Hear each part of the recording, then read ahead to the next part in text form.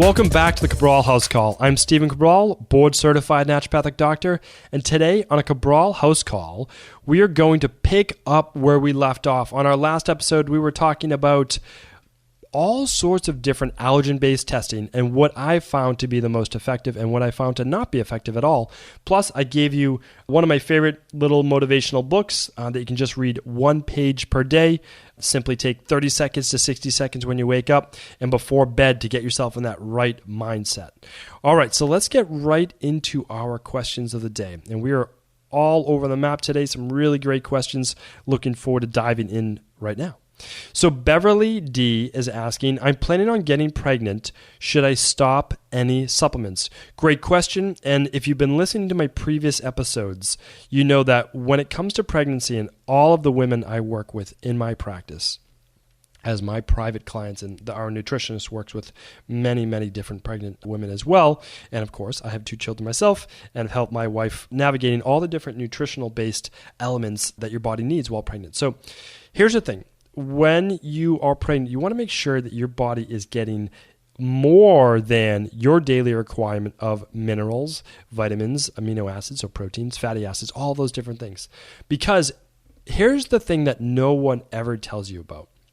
If you are not getting enough of those vitamins, minerals, amino acids, fatty acids, all the nutrients that your body needs, your unborn child is going to get those no matter what, which means they're going to start to break down. No, again, no one ever tells you this, your brain tissue, your eye tissue, your heart, your muscles, all of those things to get the nutrients it needs. So keep in mind, you need to make sure you're staying healthy for yourself, again, yourself before anyone, so that you can be healthy for that baby as well. So yes, you should take a multivitamin, but do not take the over-the-counter multivitamins that you'd see at like a Walmart or a place like that. And I feel bad saying that, but at the same time, I have to give you the truth. And you can't just take a cheap multivitamin and hope that you get in everything. You do need to take some type of functional medicine-based brand. I don't have a personal, multi that I sell or anything like that. Again, I don't have a lot that I actually create in my product line. But what I would recommend is a great product like Orthomolecular's Prenatal. And there are a lot out there. The reason why I like the Orthomolecular is that it's simply 3 multi capsules for the day and then 1 omega-3. So it makes it easier because you should absolutely be getting your omega-3s, and sometimes you have to worry about that with eating too much fish because of the mercury, but these have all been mercury distilled or heavy metal distilled. And then with the multis, you can just take 1 capsule at every meal, so it's easier in your digestion and you absorb more. So that's how I like to help women get their multi in. Now, which supplements should you stop? So basically, I tell women in my practice, because I help a lot of women to get pregnant, basically. We work on their hormone levels and we work on their decreasing their stress levels and all of those great things, which then allows them to become pregnant. So what we're doing is we are making sure that once they do become pregnant, we are stopping any of our detoxification-based protocols, because that does, of course, help when you lower your toxic load to rebalance your hormone levels.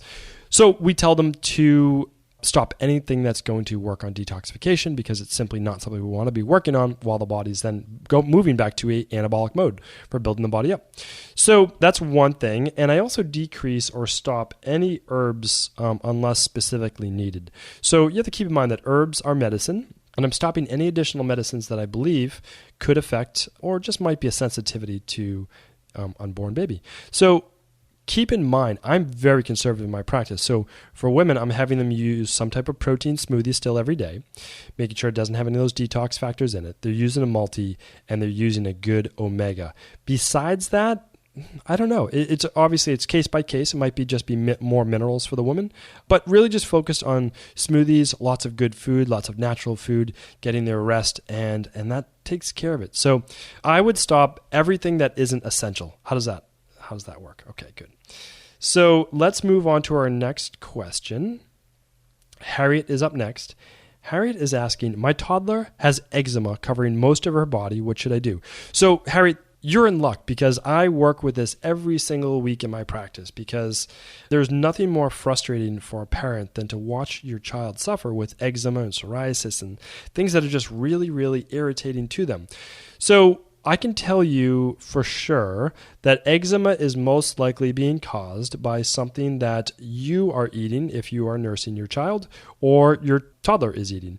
So the reason I can say this is because I've worked with hundreds of children with the same exact issue, and it always has to do with some type of either yeast-based overgrowth, bacteria-based overgrowth in the gut, and even more common than that, food sensitivities. So what I would say is this, I would go on a strict elimination diet with your toddler. I know it's not easy, but it's so much better than having them suffer with eczema and using steroid-based creams, which is not helping it at all. I mean, steroid-based creams is just knocking down the eczema, but that's not doing anything internally. So that is not a very good long-term solution. It's not even a good short-term solution. But you can use oatmeal baths for right now. I'll get into how to do those in the future. But please do eliminate. Now, if you want it even simpler, here's what I've seen. The majority of cases with eczema are coming from dairy-based allergies or sensitivities. So even if you don't believe it's the case, it can come from an IgG-based response, not IgE, which means that they're not getting immediate responses happening days later. Please do remove all dairy in every single form, whether it's milk or it is yogurt or it's, I don't even know, any other form of dairy from the child's diet. They're going to be okay without having dairy for a couple of weeks or forever. But we'll get into that on another show. So try that. Try it. At least start there. See if it starts to clear up. See if it starts to get lighter. If it starts to flake, then just get a little pink and then just goes away completely. Again, I work with this every day in my practice, and I want to help you as much as I can with this. So do start there, and then if you'd like, you can certainly do a protocol to remove maybe some of that yeast or bacterial buildup in their system. But do start with the food. Kids at a young age tend to bounce back pretty quick. All right, Jay Dickerson is the person and how they wrote in their name for today. So J. Dickerson. And they asked, is folic acid really bad for you? Okay.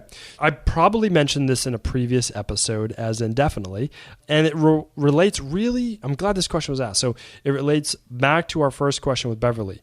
I do not have women too who are pregnant taking folic acid. I have them taking 5-methylfolate. Really, really important because as we know for neurological reasons and others, we want women taking folic acid. Of course, we know that, especially for the first trimester. But here's the thing. Folic acid for at least a third of women out there and a third of the population or more does not work well. It can actually build up and become toxic in your system. And the reason for this is that a lot of people in our society have what's called an MTHFR methylation-based defect or mutation in their genes.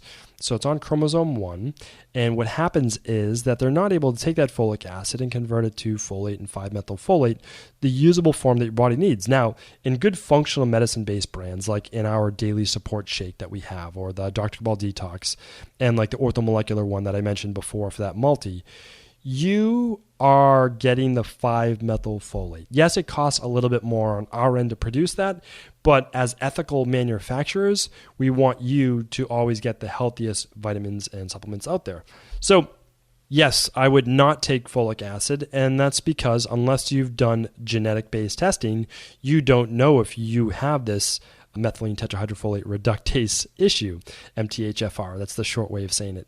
So, Jay, I would simply say do the genetic-based testing if you would like, or just find a product, meaning a multivitamin or a B vitamin, that doesn't contain folic acid. It's always going to be a better product. Anybody that puts folic acid in their vitamin right now most likely just hasn't gone in depth with the research or most likely is just trying to do it on a cheaper scale so they can make more money or something like that. I don't know. Again, I don't think everybody has bad intentions because folic acid is what's been recommended for decades and it can help a lot of people. But the problem is you don't know if you're part of that third of the population or more. Now they're saying more than 40% people that can build up in your system and just can become toxic. So that is all you need to know, I think, about that. And again, thank you everyone for tuning into the Cabral House Call.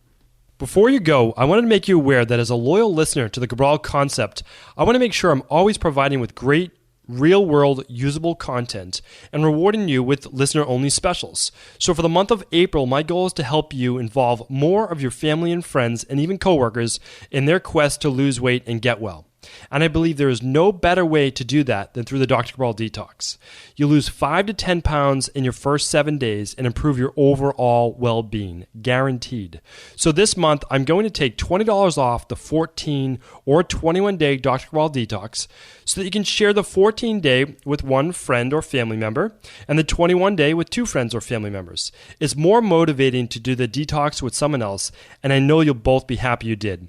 Come join our Dr. Cabral Detox community and change your body, change your life. To take your $20 off, just enter the promo code APRIL20, all lowercase, at checkout.